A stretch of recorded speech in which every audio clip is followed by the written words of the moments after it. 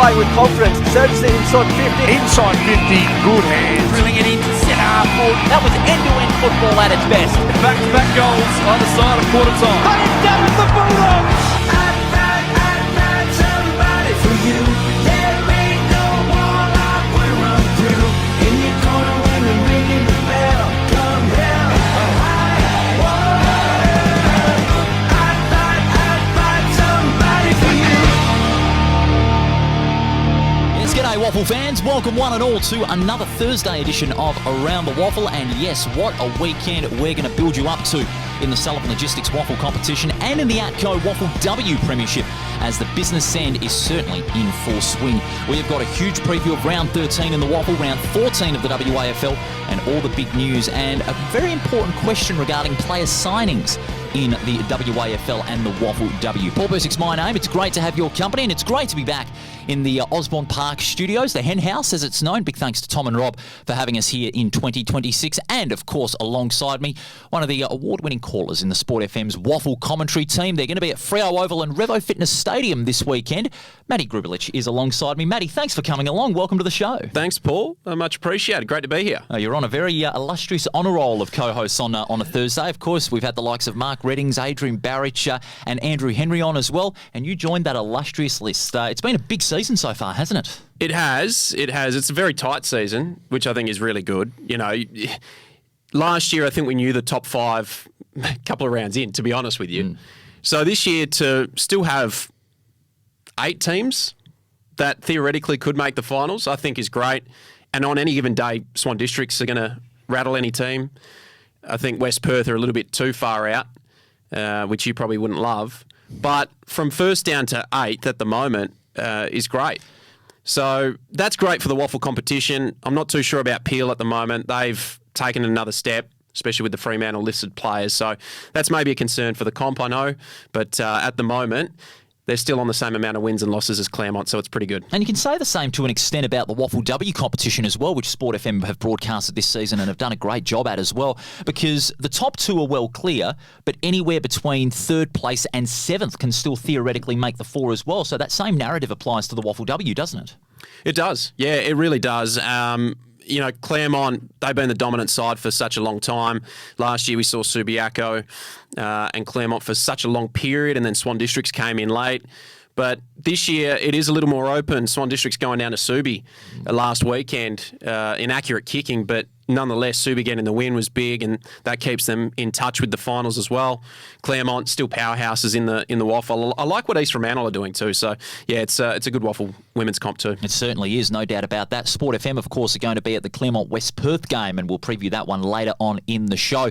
We're going to get to some big news first up, Gruber, to kick off today's show. And one of them was related to a question that we were asked on our socials and on radio earlier this week. And it was regarding player signings in the middle of the season, because as we know, Stephen Miller, the former Claremont big man, was signed to Subiaco during the season in place of Fraser Rickson, who's on under-18 championship duties. And the question was about the rules about player mid-season signings, and pretty much the simple explanation was he was signed before the cut-off, because they've got a player signing cut-off for players during the season on June 30th, and we're past that now, and Subiaco were able to get the services of Stephen Miller right before the cut-off. But there is a lot of complexities around the mid-season signing rules.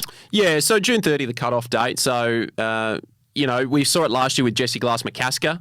He was put on there sort of quietly. It was sort of kept under wraps for a little while, but we did make note of the fact that he was on the senior list by June 30, and then he ended up playing in that final, in that winning game for Perth at East Fremantle Oval last year. So I think it's a great signing by Subiaco personally, because we watched them a couple of weeks ago when they played, I think it was, I can't recall if it was Perth. I think it was Perth. Yeah, Perth. And Jack Mayo had to go into the ruck and do majority there. And that was okay, because Jack Mayo is a really good utility and can play in the ruck, but he's best suited as a key forward. And what would happen is Subiaco would get the clearance, but then they'd have no one to kick to, because there's no Socko, no Borchett at the moment either. So bringing in Miller, without Fraser Rickson too, we should make mention, who's playing in the under-18s, bringing in Stephen Miller, he doesn't necessarily have to be the greatest ruckman of all time, but he's just a big body there, provides some hit-outs for his teammates, and then they've got Jack Mayo up forward as a target, and he kicked 3 goals last week, and he's been on fire. And it adds to the flexibility of the Subiaco side because, as you said, Miller doesn't have to be a 40 hit-out ruckman like Ollie Eastland and Scotty Jones. He could fit into the ruck role so comfortably and give Jack Mayo a go on the ruck. It not only adds to the flexibility, but also to the balance of the side, and Subiaco played that game rather well when they signed him.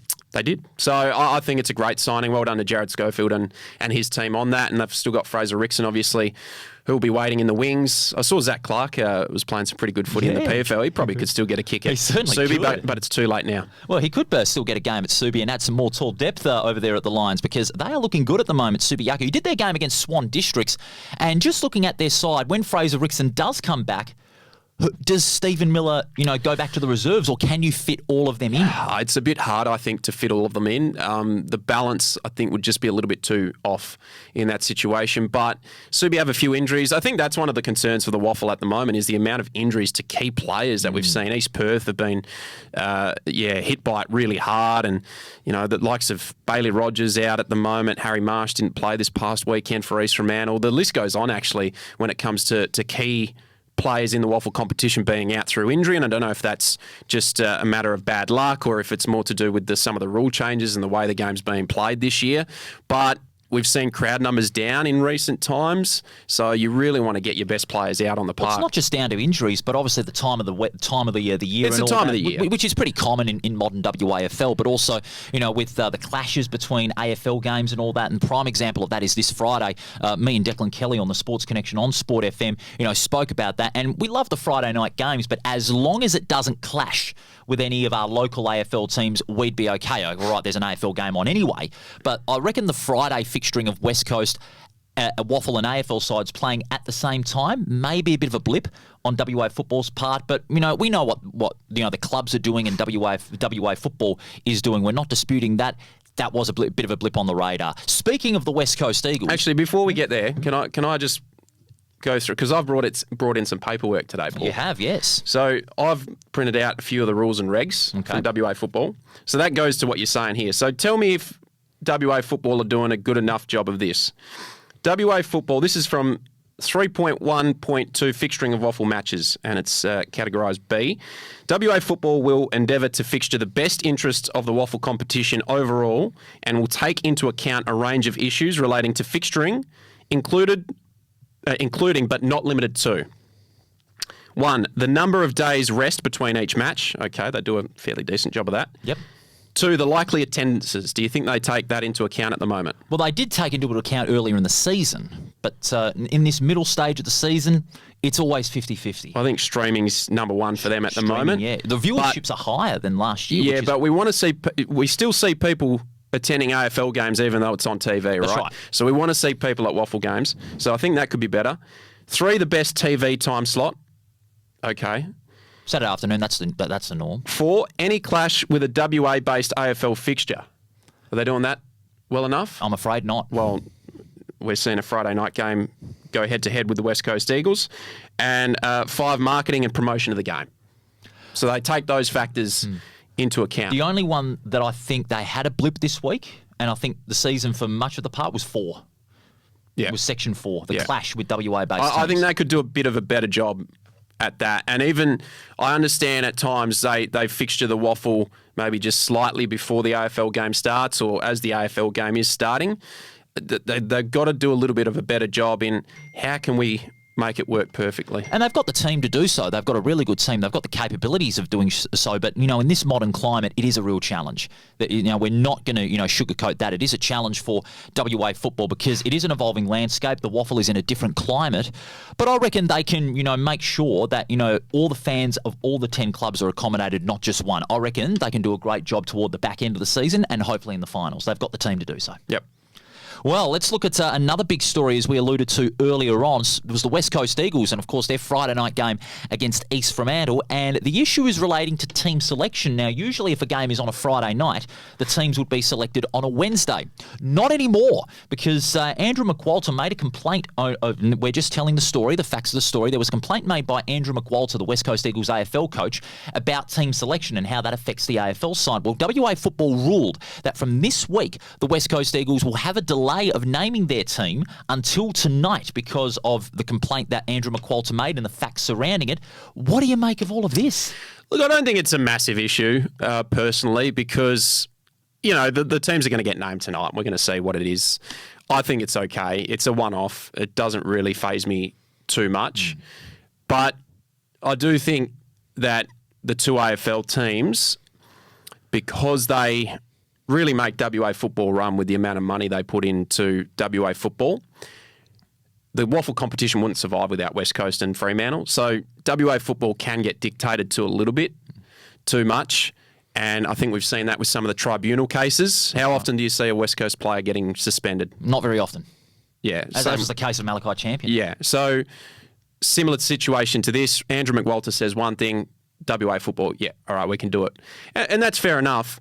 But we've got to start thinking, all right, at some point, WA football just can't be dictated to entirely by what West Coast and Freo want. We're seeing that with Peel Thunder at the moment too.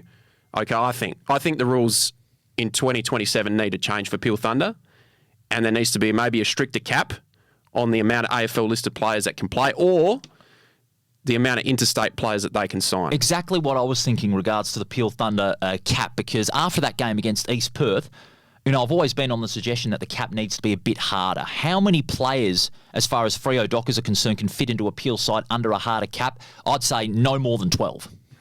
I think that's a fair number. And if you're going to play 12 players, well, those 12 players are likely, let's say, they might come in at some point in the AFL team. Outside of that, if you go 13, 14, 15, the 13th, 14th and 15th player, are they likely to actually be playing AFL? No. They're that far behind, right? Exactly. Maybe they have to play a role and they might get pushed up the pecking order. But it also depends on if the clubs allow it as well, because East Perth apparently allowed 15. No, they didn't. No, they didn't. No. They Peel Thunder consulted with East Perth. They told them this is what's happening. Okay. East Perth didn't tick off on it. No. So that it's an agreement between Fremantle and Peel. Not between WA Football and Peel. It's an agreement between Freo and Peel. That's right. Fremantle want to play 15. They can play 15.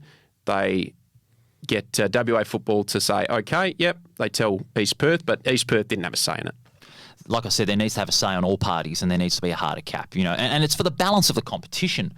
And if there's an imperfect balance of the competition, what does that say about the rest of it? Well, we watched Peel Thunder and East Perth a couple of weeks ago. And it was like an AFL B team playing a WAFL side. And then East Perth have their challenges with injury. When you take out Brayshaw and Amajuri and McCready and Stan Wright got injured in the game. That's right. When you take those players out, then what have you got left? And then you see a 98-point flogging. So that's where you go, are WAFL fans going to want to come and watch these games when they sort of know, Peel are too good? And Peel have won 3 out of the last 10 flags. Right now, they're on track, you would say, to win 4 out of the last 11. Is that too much? I don't really think so. You don't think so? No. Okay. Only just on the number alone. I think it's a little bit too much. How so? Because of the the Dockers players that are there, and the certainty. I think Peel it's a doing competitive advantage for Peel. Do you think a harder cap would still have that competitive advantage for Peel, or do you think that'll lessen it? I think they should cap the amount of interstate players that they're allowed to bring in. I think that's where it should go. Okay, because they're allowed to bring in 9 interstate players. They are. How many do you think needs to be there? You'd say maybe about 3? Yeah.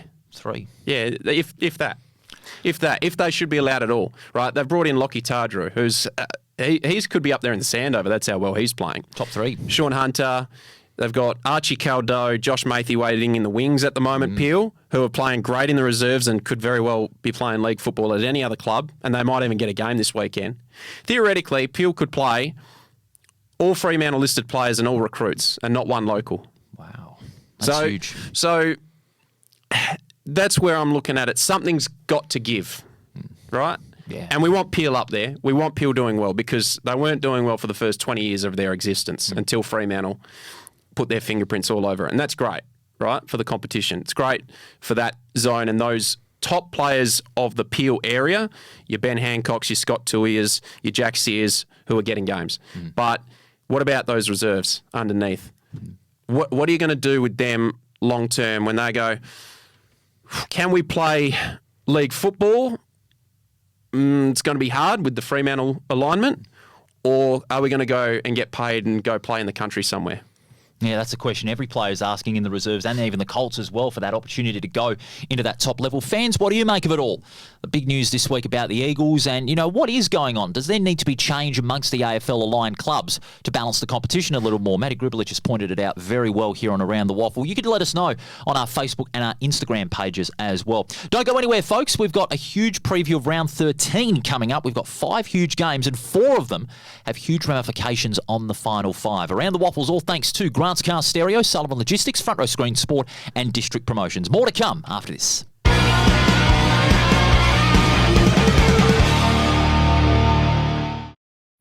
Take it from me, great things happen at the Waffle. Valentine roads and goals. With free entry for kids, future stars on the ground, and a kick to kick at every break. The Waffle is where footy memories start and legends are made. Follow the Waffle on socials or get to a game.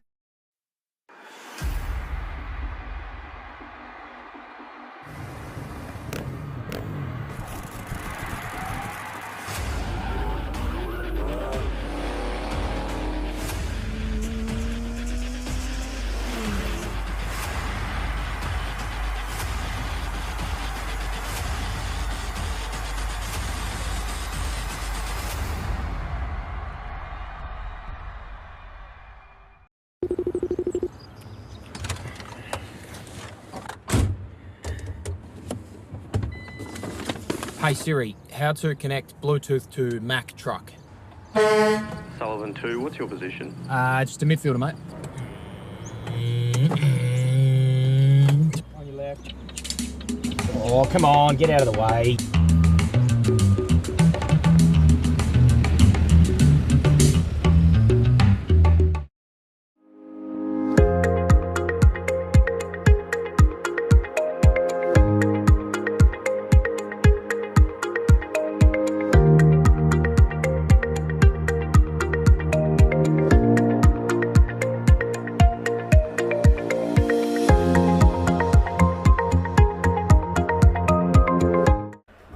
Car Stereo Morley, proudly supplying and fitting quality car stereos for over 15 years, selling top name brands like Alpine, Focal, Rockford Fosgate. From a simple upgrade to complete custom systems, stop in and see Grant and the boys at 61 Russell Street, Morley, or visit us online at carstereo.com.au.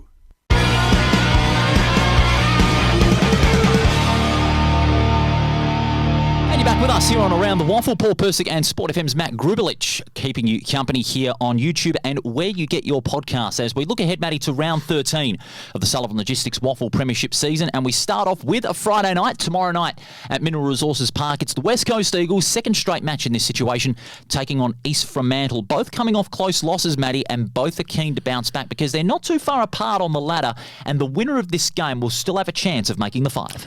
Yeah, that they will. I think it makes it hard for the loser from here. I think West Coast, having played the Friday night game last week, probably come in a little bit more settled with that sort of scenario.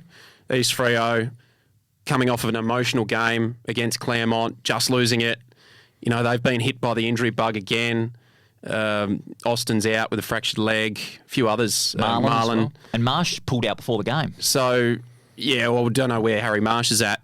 So I just sort of lean towards West Coast in this game with the AFL listed players that they'll have. East Fremantle just a little bit unsure as to where they are and where they're going to sit in this Friday night clash. But it's going to be a close one. I think it might be the toughest tip of the round, to be honest with you. It could be, and with conditions being on the improve in contrast to last Friday night, it could be more of a free-flowing encounter because both sides, they love to run across the ground, don't they? And they've got, the cattle to do so. McRae for the Eagles, Oliver Franco, who, of course, now is playing for the Eagles AFL side for the clash against Adelaide at Optus Stadium, so congratulations to him. Oliver Franco, the youngster that could from be North a big Adelaide. change.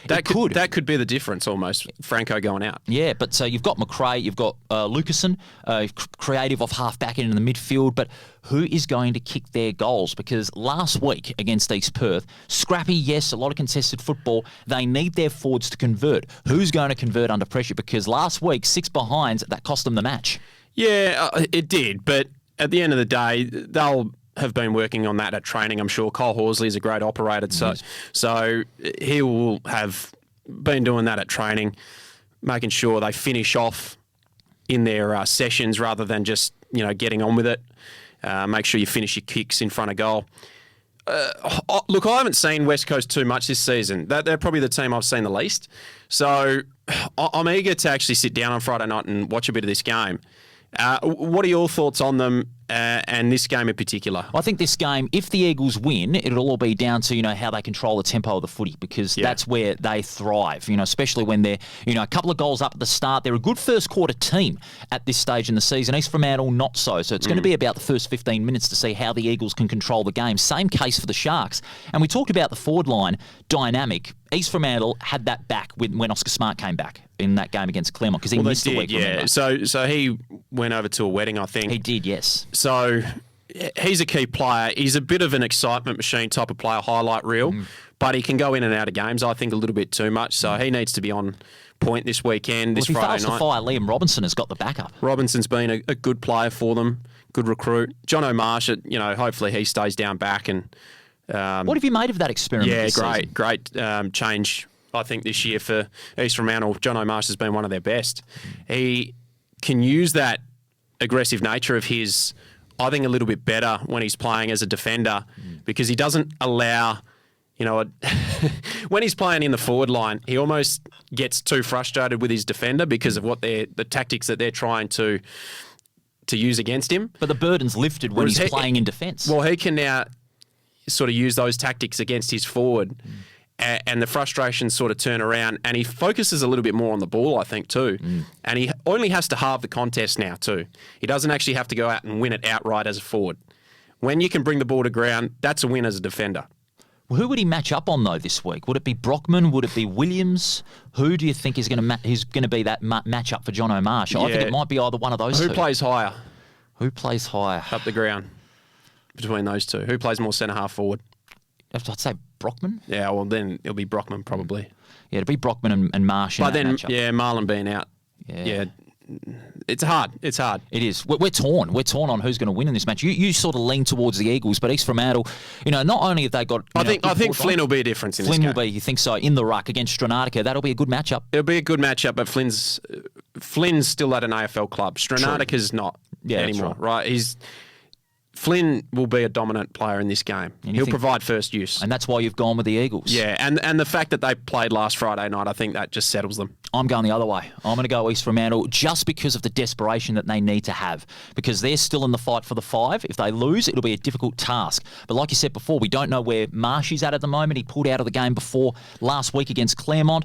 Marlon, obviously Austin, as you said.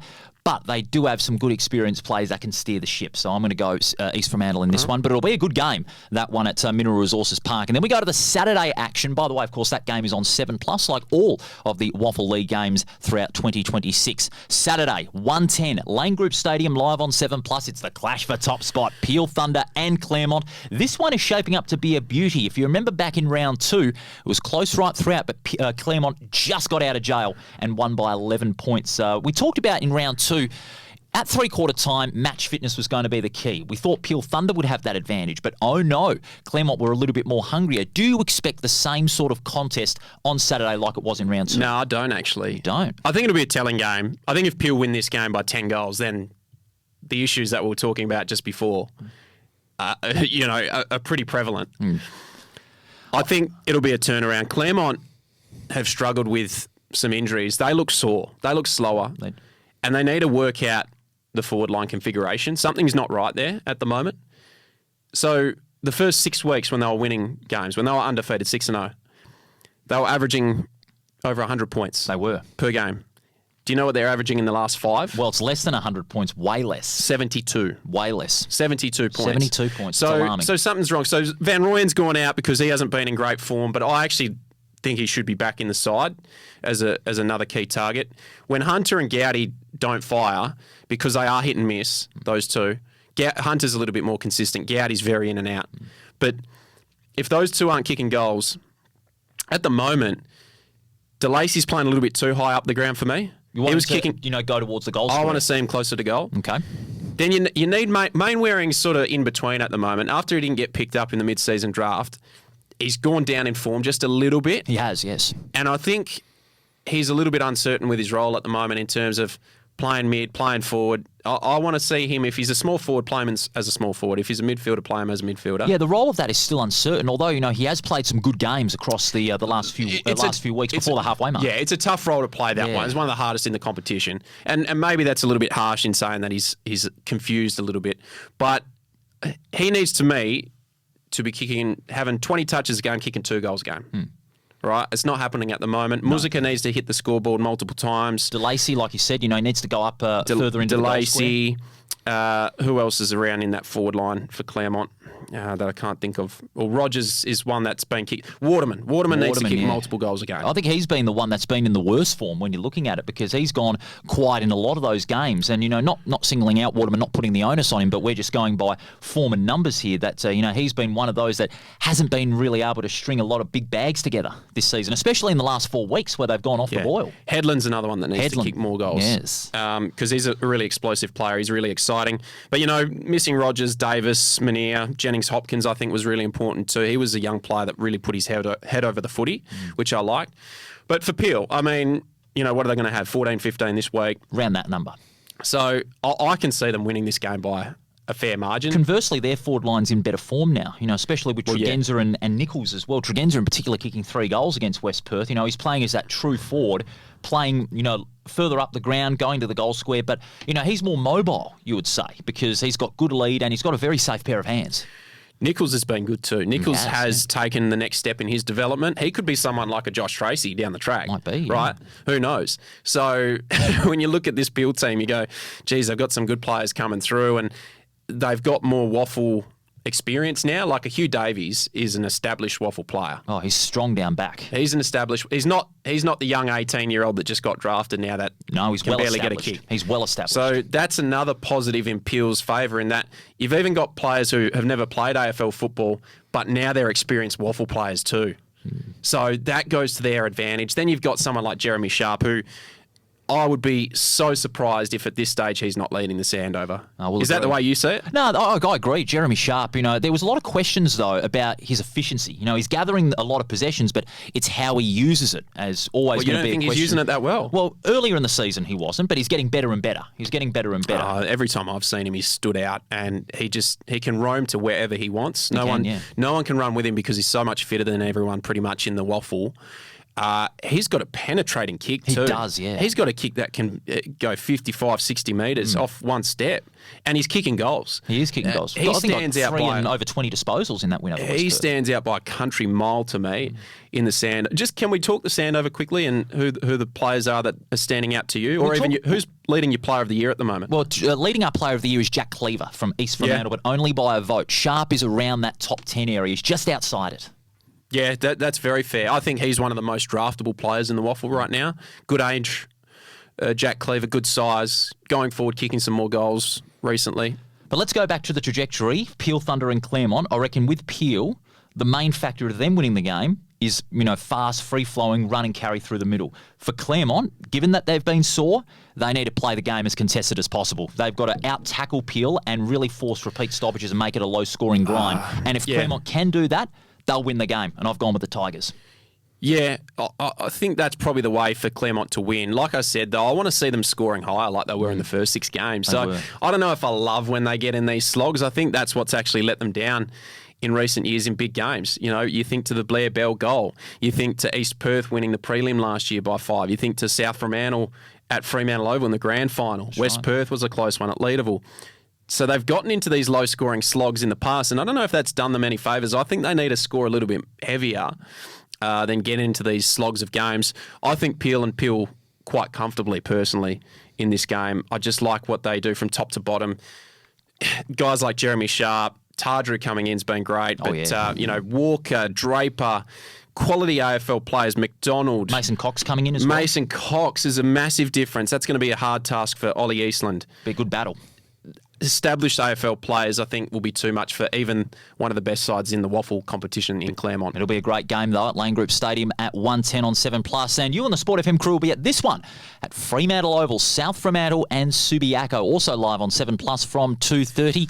It's must-win Boulevard for South Fremantle because I'll ask you this question. After the round 6 game against the West Coast Eagles, which they won, how many games have South Fremantle won? I think it's one, isn't it? Just one, and that was against West Perth, and they have gone off the boil badly. Subiaco, they've been on the improve. They've been able to string together some good wins against high-quality opponents. This could be their biggest chance to say to the competition, we're back and we're coming for some September action. I think it's a good game. I think it's, this round is really good. Oh, yeah. It's tough. It's tough to tip. South Fremantle clearly have lost a lot of their key players from last year's premiership team. Almost half of them.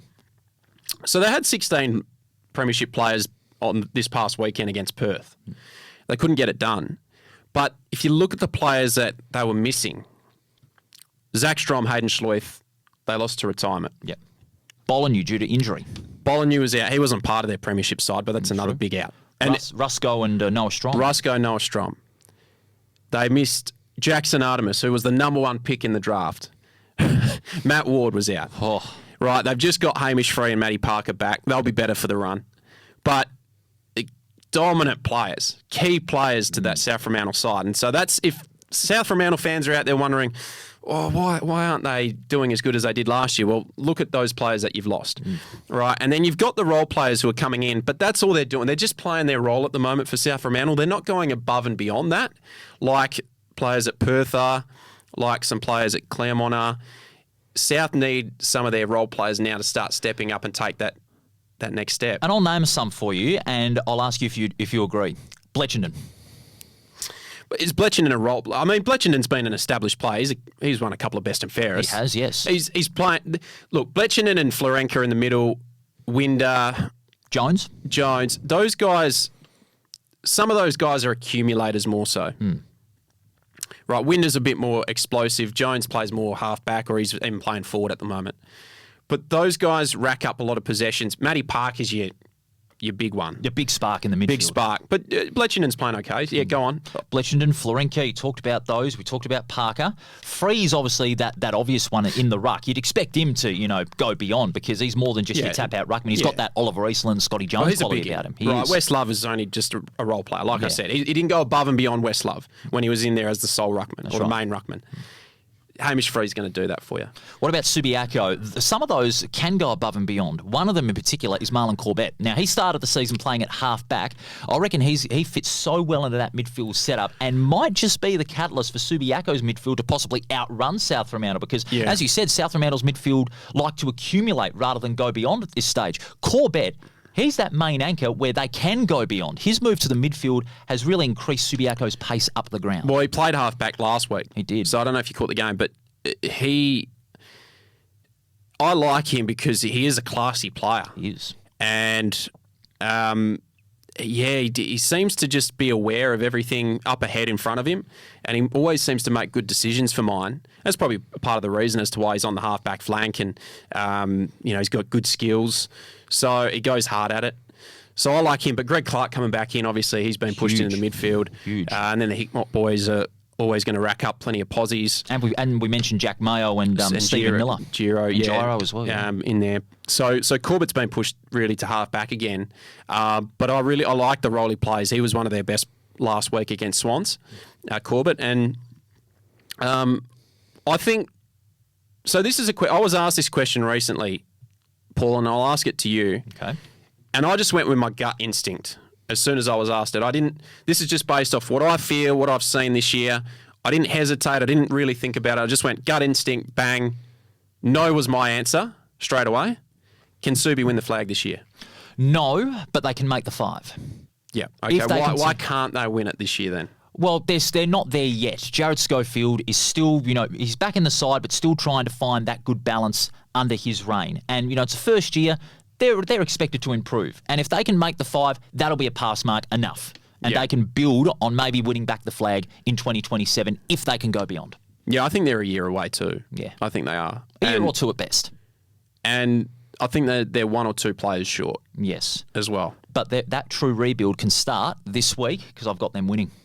I reckon they can beat the reigning I'm going to premiers. say South are going to bounce back. I think if Bologne comes back into the side, that provides a target up forward. Solly James, he's sort of 50-50 to play this week, but I think he'll have to go for a run in the reserves. But that'd be a nice target up forward if they could get him in there. And he can play a bit of ruck too.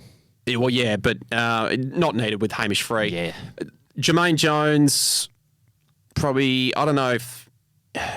To me, Parker needs to kick some goals this week. No, we'll agree. Parker needs to go forward and kick some goals. Parker goes forward and kicks at least 3 or 4. That'll be the expectation. And I think South will bounce back at home.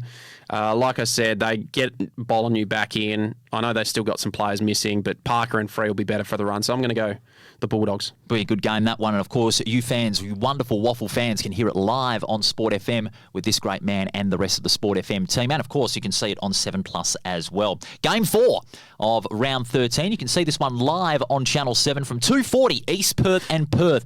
Can the wounded Royals string their second win in a row, or can the resurgent Demons continue on their momentum to show the arrival of the new Perth is evident? Perth for mine. Perth for mine. East Perth, just too many injuries at the moment. That's true. I think without Amajuri, who I rate really highly, state captain for a reason. Brayshaw, McCready, Ethan Regan as well. Regan out for the season. Regan's a great one of the better key defenders, a bit more underrated in the comp. We probably don't give enough love to the backs, but Regan being out, might be 1 or 2 more. Burgill and Stevens as well. Geordie Baker's not, he's out for the season. He was a key part of that side last year. Mazzando as well. So there's a lot of good players. Rakos has come back in, but I think East Perth are just missing too many. And they need to kick some higher scores. I think Perth doing it well at the moment. I think Perth right now, if you look at who has the shortest injury list in the WAFL competition, it's Perth. That's right. Right outside of the AFL teams. And it's at a good time in the season as well. Great time in the season. Schlensog, I don't know if he's coming back this weekend, but he's going to return soon. Scoble's 50-50, I think, as to whether or not he'll be able to play out for the rest of the year. But that's pretty much it in terms of their key players. Outside of that... Indy Kirk being another. Yeah, but Indy Kirk, you can make up for that loss, I think. It's not as though he was an established player in this side.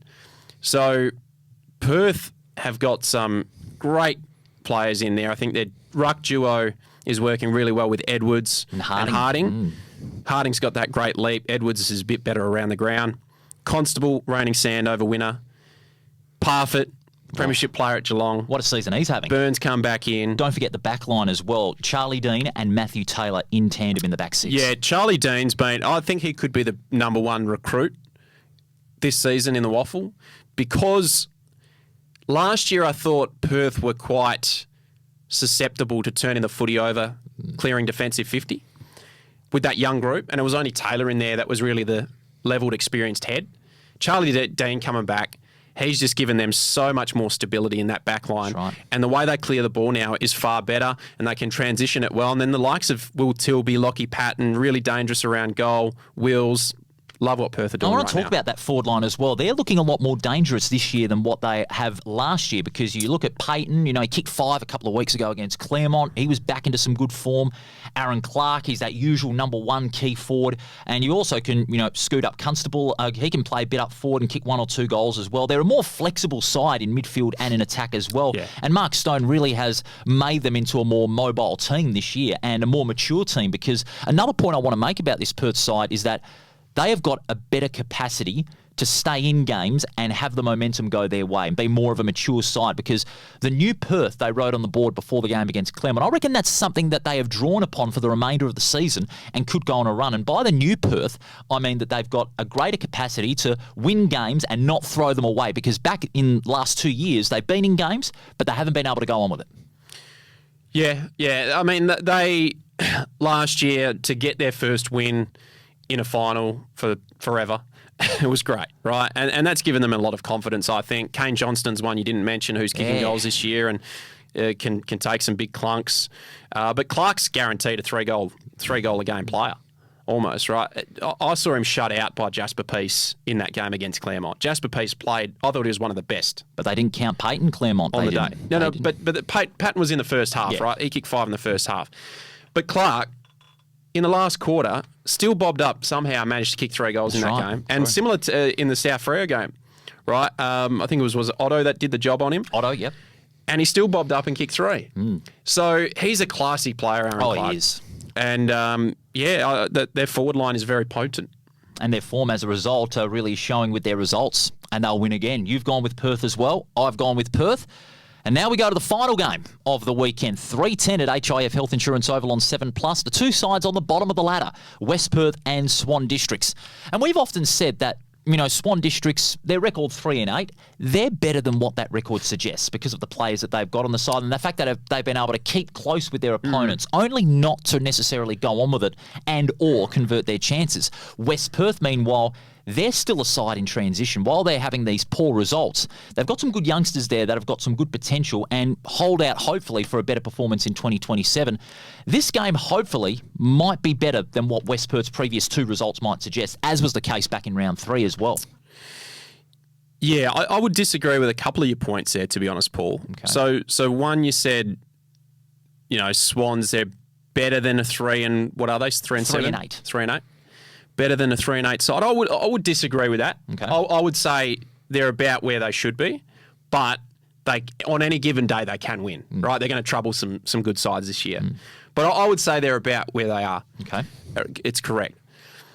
West Perth, are they a transitioning side right now? Why I say so, because there are some players that are getting toward the end. I feel that there's going to be a lot of change at the end of the season, and I think there are a couple of youngsters that have been waiting in the wings in the Colts and the reserves. I won't name exactly who yet, but there's going to be a big look, a big turnover of players at the end of the season, and I just feel that they sort of expected it, I feel. I'm just going with my gut on West Perth. So I would say yes to that point, in that they're a transitioning side in 2027 in the off season. Okay.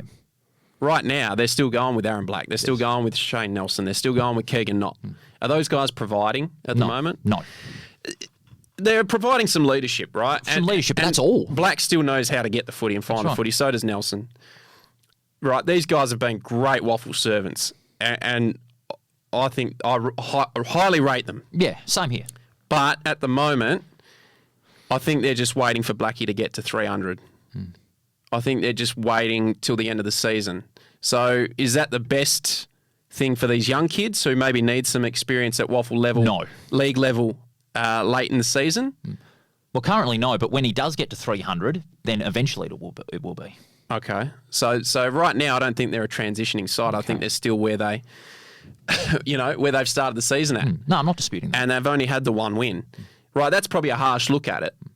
But those are the facts. And they're too old and they're too young.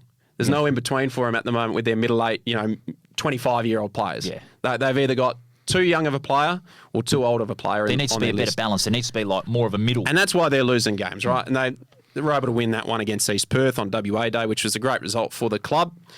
But I think they're stagnant at the moment. Yeah. No, I will agree with that. They're very stagnant. Swan Districts, I reckon they'll win this one comfortably when you're looking at it on paper, especially when you have informed players like Hinchliffe. Hinchlife's having a good season so far for Swans. He's been, another great recruit, obviously coming over from cricket. But been playing really good footy. Jesse Turner's always going to rack up possessions. He's been solid this year as always. There has been a problem as well as far as Swan District's forward line goes. They too have been stagnant. They've relied a lot on Coleman for most of the season, and they've also currently got Provest and Petrich out of that side. They didn't play last week against Swan Districts, against Subiaco rather, and that's a big problem. So Petrich, I'm of the belief they brought him over and looked at him and thought he's a good player. And what we saw in the first half of the season, he's a pretty good player. But I think I'm of the belief they brought him over and then ran him through some medicals and realised his knee wasn't 100%. Yeah, that's right. And then they just tried to play him out for as long as they could until it sort of broke away. unfortunately. And then you're right. Blakely's gone now, but Coleman has come back into the side and he hasn't had the same impact as he's had in recent years. He's playing so deep in that goal square, and I think it's been a detriment to Will Reedy, Jai Reedy. Yeah. Because he was playing great up until the state game, and post that, I think he's only kicked 2 goals. 2 goals. Did he correct. kick any on the week against Subi? No. So 2 goals since the state game. That's right. He was in scintillating form before that. So he needs to, I don't know, something needs to work out again. We spoke about Claremont's forward line. I think Swans as well. I think you're on the money. But we still think the Swans win. Swans will win. Swans will win. Comfortably. Not comfortably. I think West Perth will put up a good fight. Well, they better kick some goals in the first quarter. Yeah. I mean, Peel's an outlier. True. Let's forget about that. I think it'll be a close game. I think Swans just, though. Yeah, that's a fair call. Swans, I still think, West Perth, like you said before, they need to have Impey's pretty good in the ruck. Impey, yeah. He's a good ruckman. He is, absolutely. He looked pretty good last week. He did. Urseg looked okay in the back line. They've still got that experience. Collins as well. He drifted up forward and got some chances in front of goal, but he only converted on one of them. Yeah. He got out the back, so his forward didn't run with him, and he was able to just follow the play. And they were able to get it to the fat side, and Collins kicked a great goal. I think it might be his first in WAFL. I think so, yeah. In league history for him. It was. It could be either his first or one of a rarity. What about Harley Cummings, the son of Scotty? Do you think he could have a regular place in the rest of the season? Oh, he might be on the fringe. He might be in and out. But, played a solid game, from what I saw. Did his job. So, I could definitely see him playing consistent league footy for the remainder. But, he's one of those players that you wouldn't be surprised either if at some point he goes back down to the resis just to get some confidence into him. Yeah, no, that's a fair point that you make. That's round 13. A lot of discussion on round 13. Let us know who you think's going to win in the comments on Facebook and Instagram. We'll clear a break, and when we do come back, it'll be WAFL W time. Round 14 of the ATCO WAFL W Premiership season, with the race for the 4 well and truly open. It's all thanks to Grant's Car Stereo, Sullivan Logistics, Front Row Screen Sport, and District Promotions. Back with more after this.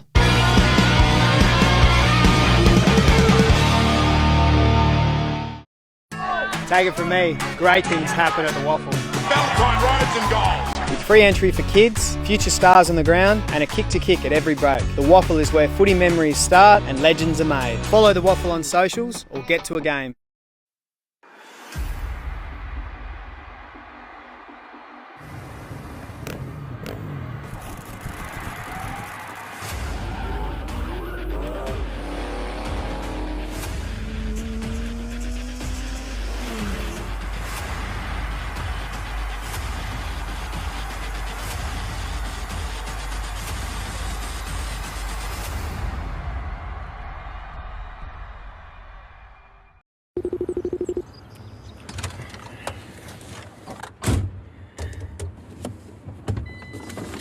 Hey Siri, how to connect Bluetooth to Mac truck?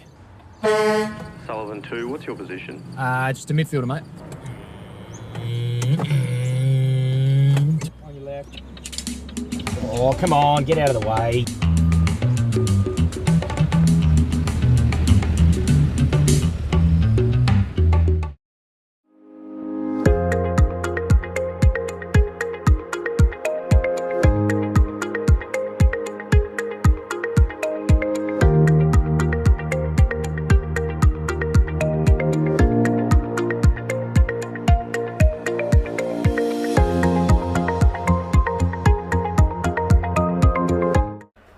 Car Stereo Morley, proudly supplying and fitting quality car stereos for over 15 years, selling top name brands like Alpine, Focal, Rockford Fosgate. From a simple upgrade to complete custom systems, stop in and see Grant and the boys at 61 Russell Street, Morley, or visit us online at carstereo.com.au.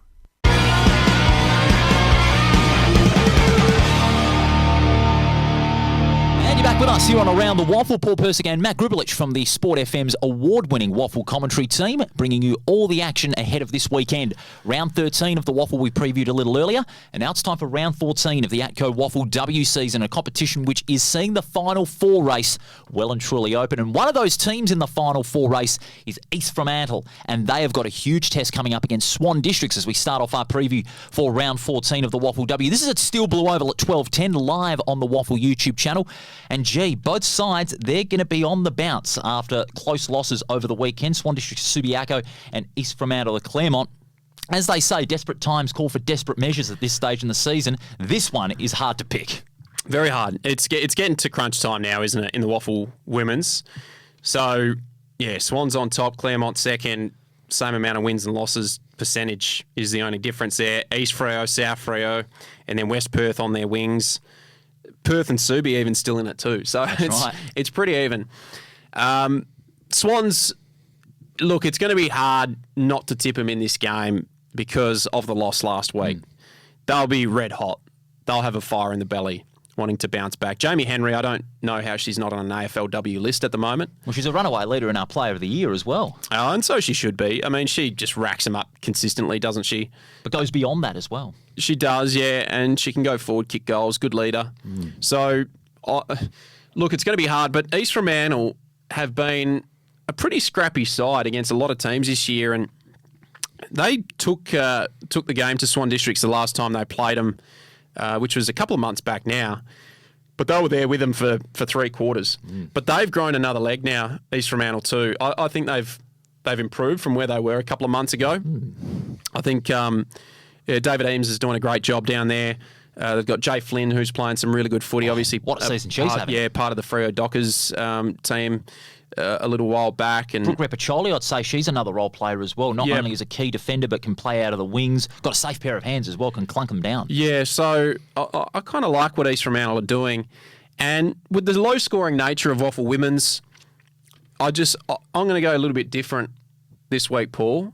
What do you mean? I'm going to go a draw. What? Are you nuts? A draw? I'm going to tip a draw. I think Swans will be rattled a little bit by that loss last week to Subi. I think, like I said, East Fremantle, I like what they're doing this season. And with the low-scoring nature of games in WAFL Women's, I think it's more likely to see a draw than maybe in the men's. So I'm going to tip a draw. In the words of Don Scott, you are unbelievable. Mark this down. This is the first episode that anyone has tipped a draw in Around the Waffle in 2026. Mark this down, July 2nd. But I get where you're coming from here because Swan Districts, they're going to be rattled. They're going to be hungry. They've got class in their lineup. Not just Jamie Henry, Lauren Quaife in the ruck, Bella Edgley, who's come back in recent weeks from a shoulder injury, and she's playing a great role as that key shutdown defender. Their forwards are looking good as well. Emily Maguire and also Tamsin Barros as well. And East Fremantle, I spoke with David Eames on location a few weeks ago. They're exceeding expectations. They have grown another leg. They've got that extra firepower in their side. And they're a young side. I think they're one of 2 of their youngest sides in the WAFL W competition by average age, along with Swan Districts. And, they have exceeded expectations. Would it be fair to say that they're your biggest surprise of this year, considering they have lost a lot of experience from 2025? Are we talking just the WAFL Women's competition? Just the WAFL Women's competition. Yeah, I would say, yeah, probably, yep. Yeah, I would say so because East Perth haven't done much. Perth maybe. Yeah. It'd be between Perth and East Fremantle. Well, we sort of expected Perth to be another improving side because they've got a former East Fremantle premiership coach, Steph Wadling, leading that side from the coach's box, and we sort of expected them to be a better side. We certainly didn't expect East Fremantle after the loss of experience. I had them pre-season down in that 6th, 7th bracket in the ladder, but the fact that they're in 3rd and battling for a spot in the 4, that exceeds expectations, no doubt about that. I've gone with the Swans. Only because it's at home. It's tough to pick. Swans usually hard to beat at Steel Blue Oval, but they have lost twice now in the second half of the season since round 10. So maybe that fortress mantra of Swan District's home ground advantage is starting to be broken down a little bit. But if they have another loss, trouble is going to be brewing. They're going to be under a lot of pressure. Yeah, look, I could have a red face here and Swans might win this game by 60 points, but I'll go for the romantic the romantic part of me says it's going to be a draw. A draw. If it is a draw, mate, you are a genius. But I get where you're coming from. It's not a bad call because it is going to be a very close game. Next game on Saturday at 4 o'clock. That is straight after the Men's League game at Lane Group Stadium. Peel Thunder and Subiaco live on the WAFL YouTube channel. Peel Thunder haven't won in 12 games this season, and Subiaco, with their win over Swan Districts, all of a sudden find themselves back in contention for the 4. I said the week before the match they had against Swan Districts that if they lose, that would have been their last chance. But they made the most of that chance by beating Swan Districts. They're going to be on the up, I feel, Subiaco, especially their big three. Their big three in the midfield has been huge. Two of them, Steen and Petrevsky, have been massive. And with the addition in recent weeks of Dana Hooker, it really adds them some more experience in their side, and they've put good use to it. They have. I think, Peel are going to lose their 13th straight or whatever it is. Subiaco, good win against Swans. You're right. Petrevsky's unbelievable. Steen and Shepherd. So, yeah, that midfield group's just too good.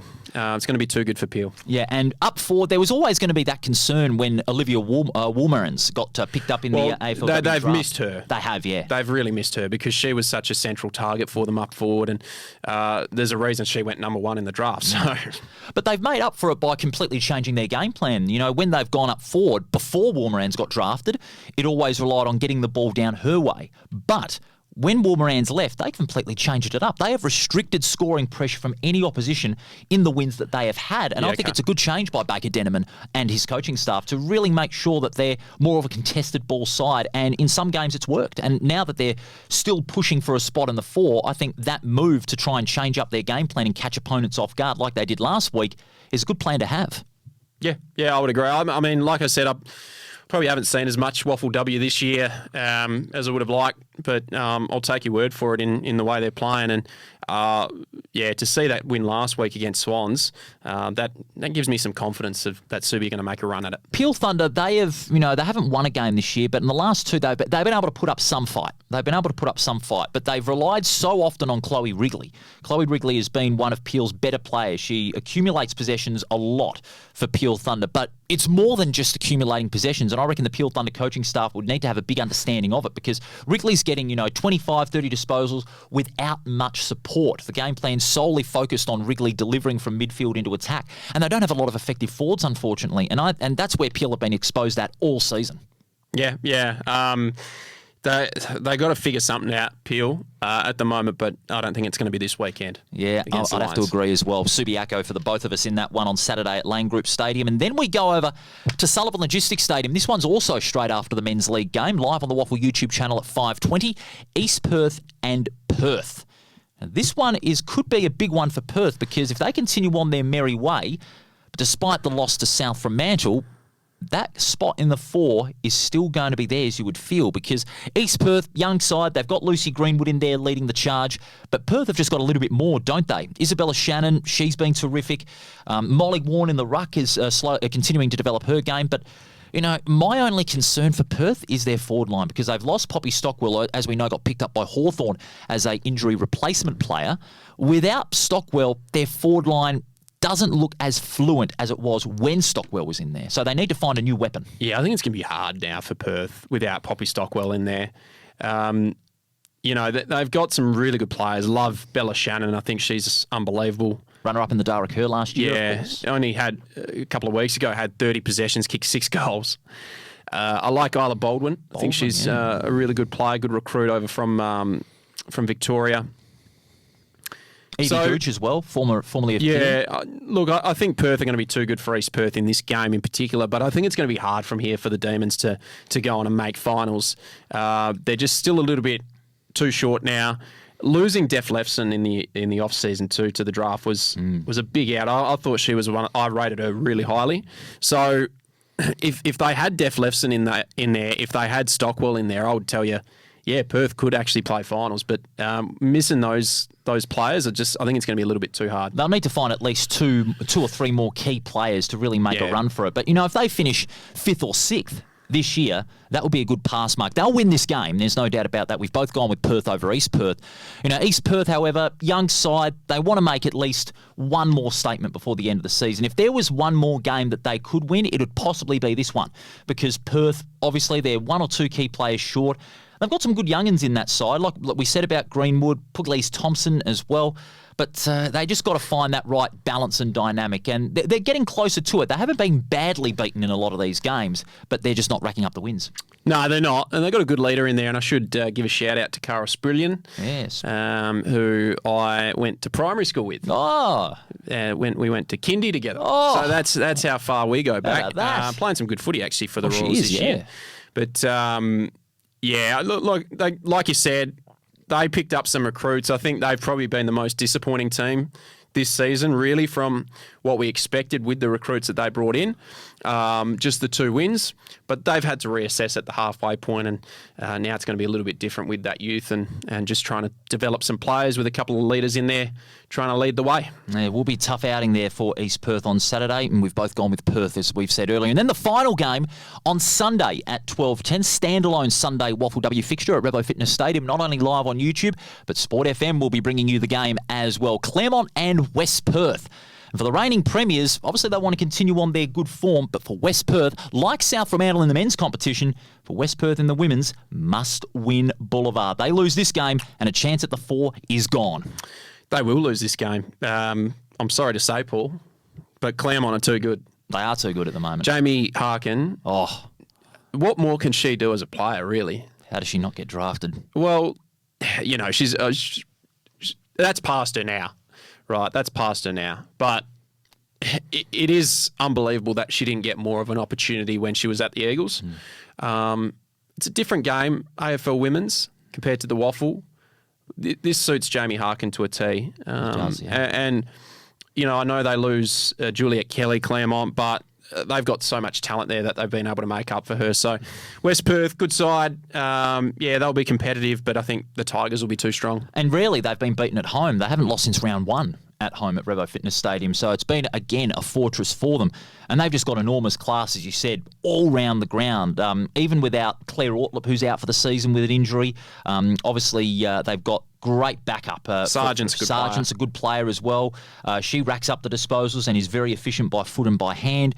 You've also got a couple of others that we haven't really given a lot of credit to, but really deserve a lot more. I've got to give a shout out to as well another player, Jade Musica. Yeah. Obviously, sister of Jack, who's playing at Claremont. That's right. So, Musica's a good footy family, just a good family in general. Jack Schwartz as coach, very professional in his outlook. He knows that despite the Tigers being in second place, there's still plenty of work to do, because you're looking at these wins. Okay, you look at last year. Claremont, most of their wins were dominant in the home and away season.